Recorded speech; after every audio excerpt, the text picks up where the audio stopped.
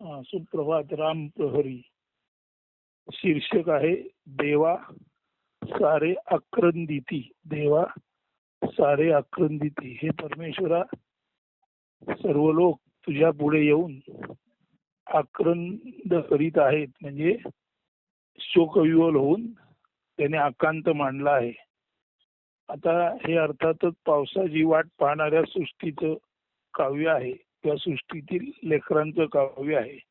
आधी पहिल्यांदा अर्थ नीट स्पष्ट करूया, कारण अर्थ स्पष्ट आला की काव्य समजायला सोपं होतं.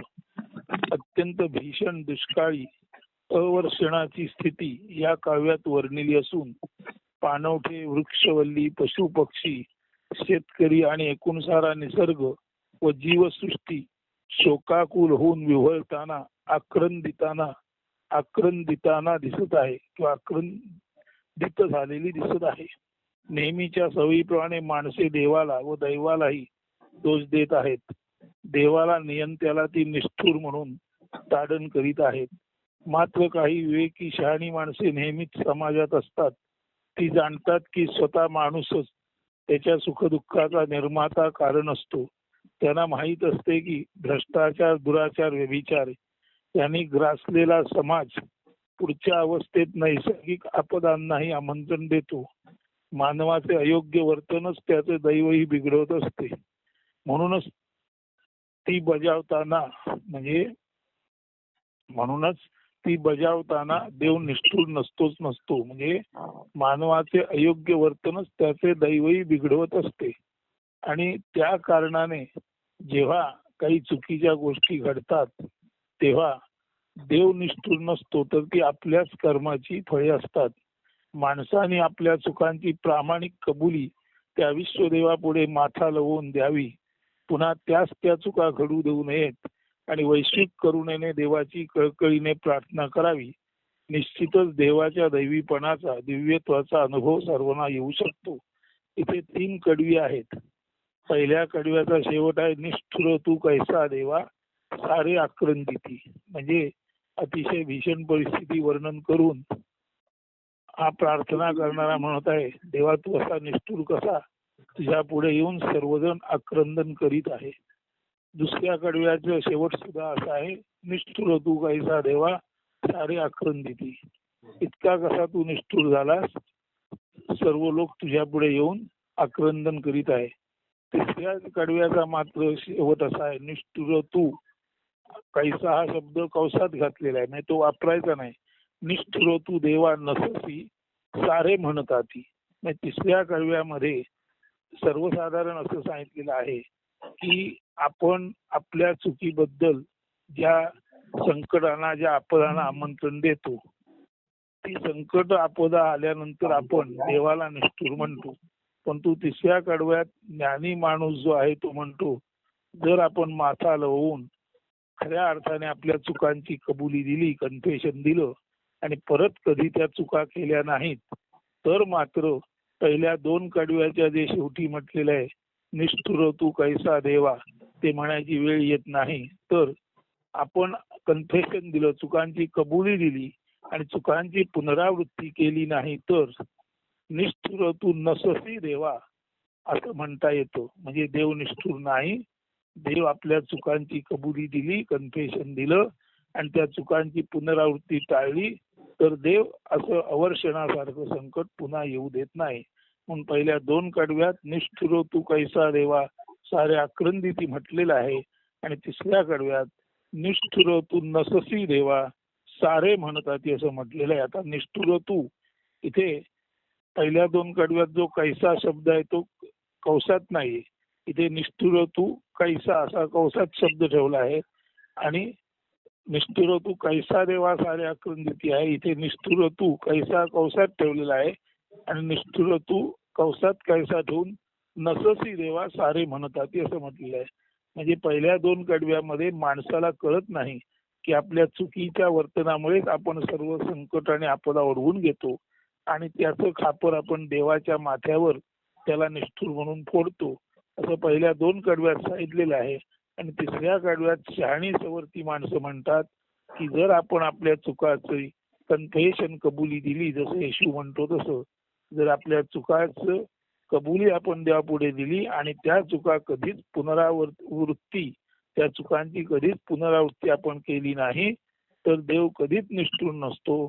देव निष्ठुर नसतो, दैव निष्ठुर असतो. आणि दैव सुद्धा निष्ठुर का होतं, तर आपल्या चुकीच्या कृत्यांमुळेच आपलं दैव आपण बिघडवून घेतो. देव खरं तर सर्वांना सारखं आणि योग्य तेच देत असतो. म्हणून म्हणतात देव देतो आणि कर्म नेतो. देवानं दिलेलं चुकीच्या कर्मामुळे नेलं जातं. आपल्या चुकीच्या कर्मामुळे आपणावर आपदा येते, विपत्ती येते. आणि आपण जर नीट वागलं तर आपल्याला संपत्ती मिळते, संपदा मिळते. तर आपल्या आपदा विपदांची जबाबदारी देवावर फोडणं आणि त्याला निष्ठुर म्हणणे चुकीचं आहे. आपल्या आपदा आणि आपल्या विपदा ही आपल्या चुकीच्या कर्मांची फळे आहेत. आणि ही चुकीच्या कर्मांची फळे आहेत लक्षात घेऊन जर आपण आपल्या चुकांची नीट कबुली परमेश्वरापुढे दिली आणि त्या चुकांची पुनरावृत्ती टाळली, तर देवाला निष्ठुर म्हणता येणार नाही. तर देवाला आपण निश्चितच आपण कृपाळू म्हणू, दयाळू म्हणू असा त्याचा अर्थ आहे. तर ही 3 कडवी आहे का, 2 कडव्यातील शेवटचं ओळ आणि 3ऱ्या कडव्यातील शेवटची ओळ त्यातला फरक आता सांगून झाला आहे.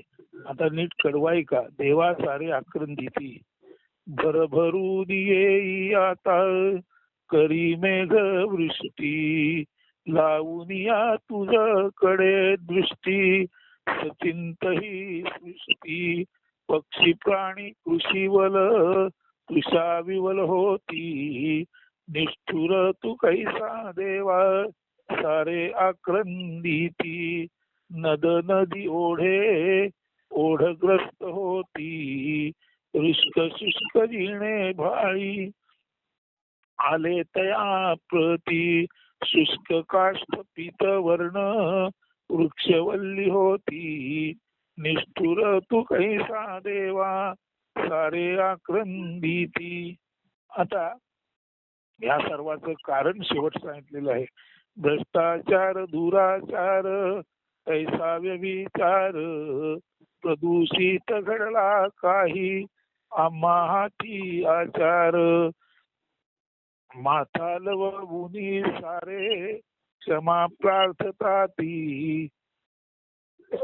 आणि ह्या सर्व चुकांची कबुली दिल्यावर आता मात्र भरो म्हणतात, निष्ठुर तू नससी देवा सारे म्हणताती. ही जी सर्व आपदा विपदा संकट आली आहेत ती चुकीच्या कर्माने आली आहेत. चुकीची कर्म जर आपण मान्य केली आणि त्या चुकीच्या कर्मांची आपण पुनरावृत्ती केली नाही, तर देव निष्ठुर झाला ही आपली चुकीची समजूत दूर होईल. देव नेहमीच दयाळू असतो. देव नेहमीच दयाळू असतो. दैव हे नेहमीच देवाने दिलेलं म्हणून उत्तमच असतं. परंतु देवाने दिलेलं दैव त्याचा अर्थ आपणाला न कळल्यामुळे आपण आपली कर्मे चुकीची करतो आणि त्या चुकीच्या कर्मांमुळे ही सर्व अवस्था येते. पूर्वी इकडे कोकणात सर्वत्र पाटाचं पाणी होतं. आता पाटाचं पाणी घराजवळ येत होतं. पाट स्वच्छ केल्यानंतर स्वच्छ पाणी, मुबलक पाणी मिळत होतं. पण लोकांमध्ये आळस आला, लोकांनी शेती बंद केली, पाट बुजले आणि भूगर्भात पाणी आणखी खोलवर गेलं. शहरामध्ये कॉन्क्रिटीकरणामुळे जमिनीतलं पाणी सरते शेवटी समुद्रात जातं. आपण सर्व पाण्याचे जे उगम आहेत ते वेगवेगळ्या पद्धतीने कॉन्क्रीट जंगल उभारून ते सर्व पाण्याचे उगम आपल्या जवळ असलेले आपण फार लांबवर म्हणजे समुद्रापर्यंत त्यांना जायला भाग पाडलं. आणि असं म्हणता येईल पाणी आटल्यामुळे कदाचित जर कधी उन्हाळा वाढला तर सर्व वृक्ष वल्ली झाडे पशु पक्षी माणसं सर्वांची ही जी शोकविवल अवस्था होते ती केवळ आणि केवळ माणसाच्या चुकीच्या वागण्यामुळे होते. प्रदूषण माणूस निर्माण करतो आणि माणसाने निर्माण केलेल्या प्रदूषणाचं संकट आलं की ते दूषण मात्र तो देवावर फोडतो. हे चुकीचं आहे. म्हणून परत एकदा हे नीट काव्य आहे का. भरभरून येई आता करी मेघ वृष्टी लावून या तुझ्याकडे दृष्टी सचिंत ही सृष्टी पक्षी प्राणी कृषीवल तुषा विवल होती निष्ठुर तू कैसा देवा सारे आक्रंदिती नद नदी ओढे ओढग्रस्त होती. वृक्ष शुष्क जिणे भाळी आले तया प्रती. शुष्क काष्ट पीत वर्ण वृक्षवल्ली होती. निष्ठुर तू कैसा देवा सारे आक्रंदिती. भ्रष्टाचार दुराचार कैसा व्यभिचार. प्रदूषित घडला काही आम्हा हाती आचार. माथा लवुनी सारे क्षमा प्रार्थता ती. निष्ठुर तू नससी देवा सारे म्हणताती. निष्ठुर तू नससी देवा सारे म्हणताती. तेव्हा देव दयाळू आहे, तो निष्ठुर नाही. हे ज्या समाजाला कळते तो समाज कधीच आपल्या चुकीच्या गोष्टींचं चुकीच्या कर्मांचं आणि त्यामुळे आपलं दैव आपण बिघडवून घेऊन आपणच आपल्यावर संकटे आणली, आपदा आणल्या, विपत्ती आणली. या गोष्टीचं खापर कधीच शहाणा सवरता समाज देवाच्या माथी फोडत नाही. ज्याने करावे त्याने भरावे. मी चुकीचं गेलं तर त्याचं प्रायश्चित्त मी भोगावं. माझ्या चुकीचं खापर मी देवाच्या माथी फोडू नये. म्हणून ज्याला आपण म्हणतो टिकरा फोडणं म्हणजे खापर दुसऱ्याच्या डोक्यावर फोडणं हे चुकीचं वर्तन तोच चुकीचा समाज करू शकतो.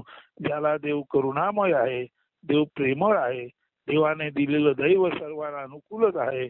फक्त ते दैव अनुकूल असतानाही ते प्रतिकूल होण्याचं कारण केवळ आणि केवळ मानवाला देवाचं करुणामय रूप न कळल्यामुळे, देवाचा अंतस्थ हेतू न कळल्यामुळे सर्वांनी या अवनीवर अन्न वस्त्र निवारा देणाऱ्या अवनीवरती गुण्या गोविंदाने नांदण्यासाठी काय केलं पाहिजे ते आपलं कर्तव्य नीट न कळल्यामुळे आणि कळल्यानंतरही ते नीट न आचरल्यामुळे सर्व आपदा आणि विपदा त्या माणसाने माणसाच्या चुकीतून निर्माण केलेल्या आहेत. हे ज्या माणसांच्या ध्यानी येतो ते आपल्या चुका अत्यंत प्रामाणिकपणे परमेश्वरापुढे कबूल करतात आणि पुन्हा त्या चुकांची पुनरावृत्ती वरचेवर ते करत नाहीत. त्या योगे त्यांच्याच चुकांमुळे बिघडलेलं त्यांचं दैव आता चुका निस्तरल्यानंतर ते दैव विपत्ती आणि आपत्ती संकट न राहता खऱ्या अर्थाने संपदा आणि संपत्ती आणि अनुकूल म्हणून निर्माण होऊ शकतो. हे सर्वांनी या समय समजून घेण्याची गरज आहे. आज संपूर्ण जगाची जी अवस्था आहे ती केवळ आणि केवळ दयाळू परमेश्वर देवाने दिलेलं दैव आपण चुकीच्या कर्मामुळे बिघडवलं आहे. त्यामुळे ही संपूर्ण जगाची परिस्थिती झाली आहे. ज्याला आपण म्हणतो ग्लोबल वॉर्मिंग, त्याला मानव आणि केवळ मानवच जबाबदार आहे. हे लक्षात घेता या काव्याची आजच्या घडीला असलेली प्रासंगिकता कुणाच्याही लक्षात येईल ती सर्वांनी तशी लक्षात घ्यावी आणि आपले वर्तन देवमार्गावर ठेवावे अशी नम्र अपेक्षा करतो. अस्तु. धन्यवाद. आजचे निरूपण देवासारे आक्रंदिती हे इथे तुमच्या पुढे मांडतो आणि जरूर यातून आपण सर्वांनी बोध घ्यावा अशी अपेक्षा व्यक्त करतो. अस्तु. शुभ दिन.